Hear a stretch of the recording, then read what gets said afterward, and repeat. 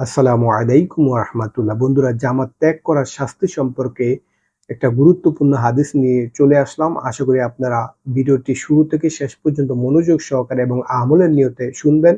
তাহলে কিন্তু আপনারা ফায়দা অর্জন করতে পারবেন এর থেকে। এবং ভিডিও কমেন্টে অবশ্যই আপনারা আমিন লিখে যাবেন। জানি না কার আমিন কখন আল্লাহ তাআলা কবুল করে নেয়। আমরা সব সময় একজন আরেকজনের জন্য দোয়া করব। আমি যদি আপনার জন্য দোয়া করি, আমার জন্য আরেকজন দোয়া করবে ইনশাআল্লাহ। নবী করিম সাল্লাল্লাহু আলাইহি ওয়াসাল্লাম ইরশাদ ফরমাইয়াছেন, যে ব্যক্তি আজান শুনিয়া কোনরকম ওজর ব্যতীত জামাতে হাজির হয় না, মানে নিজ জায়গাতেই নামাজ পড়িয়া নেয় বা আদায় করিয়া নেয়, তাহার নামাজ কবুল হয় না। সাহাবায়ে কেরাম রাদিয়াল্লাহু তাআলা আনহু আরজ করিলেন, ওজর বলিতে কি বুঝায়? বলিলেন, অসুস্থতা বা ভয় ভীতি। হাদিসটা আবার পড়তেছি, আশা করি মনোযোগ সহকারে আমলের নিয়তে শুনবেন।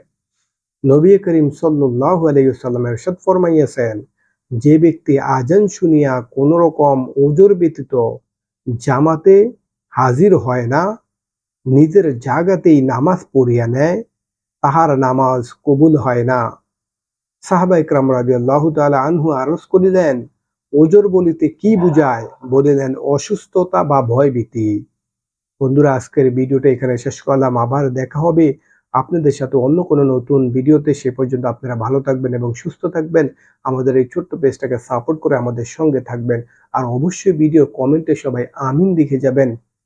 জানি না কখন কার আমিন আল্লাহ তাআলা কবুল করে নেয়। আর ভিডিওগুলো বেশি বেশি করে শেয়ার করে দিবেন, অন্যকে আমল করার সুযোগ করে দিবেন।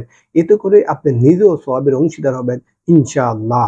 আল্লাহ হাফেজ। আসসালামু আলাইকুম ওয়া রাহমাতুল্লাহ।